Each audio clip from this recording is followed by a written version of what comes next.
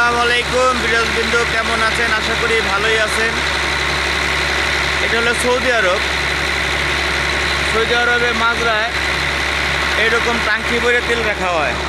দেখেন, এলে টাঙ্কি ভরে। আমাদের বাংলাদেশে একটা পাম্পে যে তেল থাকে তার থেকে বেশি তেল রাখা হয় এখানে একটা মাজরায় তেলের টাঙ্কিতে। এই দেখেন, এই হচ্ছে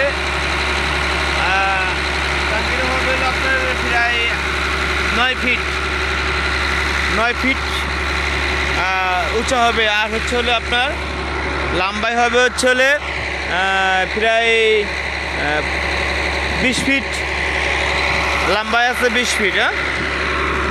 আর এটা মুকাইব, মানে এটা যে জেনারেটর, বাংলাদেশের ডিপ মেশিন যাকে বলে। আশা করি বুঝতে পারছেন যে দর্শকবৃন্দ।